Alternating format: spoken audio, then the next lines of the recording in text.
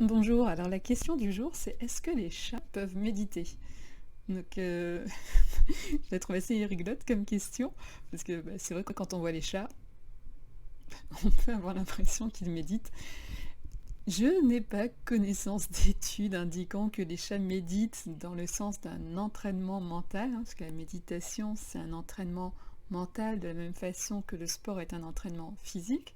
Quand on fait du sport, un entraînement physique, ça ne veut pas dire qu'on n'utilise pas son corps à d'autres moments. Quand on fait un entraînement mental, méditation, ça ne veut pas dire qu'on ne fait pas d'autres choses sur lesquelles on est en train de s'entraîner. Donc, pour la méditation de pleine conscience, on peut très bien faire de la pleine conscience sans être en train de méditer. Et c'est plutôt là où je vois notre chat être quelque chose de très intéressant à observer pour nous qui apprenons à vivre en pleine conscience. Et là, je vais faire un parallèle avec un autre animal. On va venir dans les règnes animaux se focaliser sur le zèbre. Alors peut-être que vous connaissez cet ouvrage Pourquoi les zèbres n'ont pas d'ulcères, où l'auteur vient nous rappeler que dans la nature, les animaux, quand ils vivent leur stress, ils ont un événement stressant qui se produit, et quand l'événement stressant s'arrête, l'animal revient à son état de calme. Son système nerveux s'apaise, ce qui permet à tout son corps de se régénérer, de s'apaiser.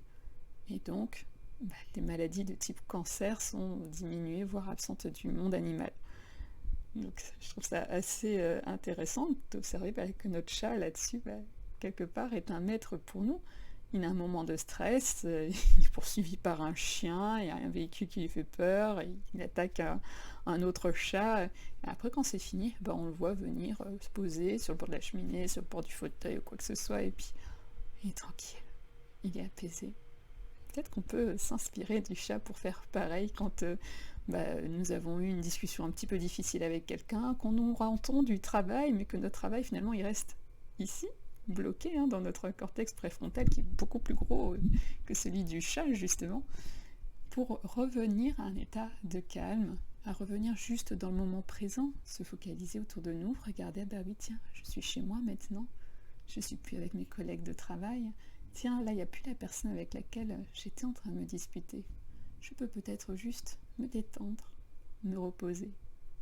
Et je ne résiste pas, puisque je vous ai parlé de zèbre dans cette vidéo, à faire un petit parallèle avec le terme zèbre qui est utilisé en français aussi maintenant pour appeler des personnes qui ont un profil cognitif un peu particulier, parce que ces personnes-là ont justement souvent cette difficulté d'avoir trop de pensées.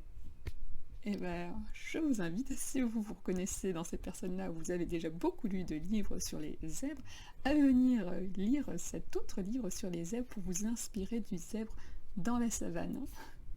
Je vous souhaite une bonne continuation dans votre journée, dans vos recherches sur vidéo. Et si vous avez des questions, n'hésitez pas à les poser, j'y répondrai avec plaisir. Abonnez-vous à la chaîne pour être informé des prochaines vidéos. À bientôt!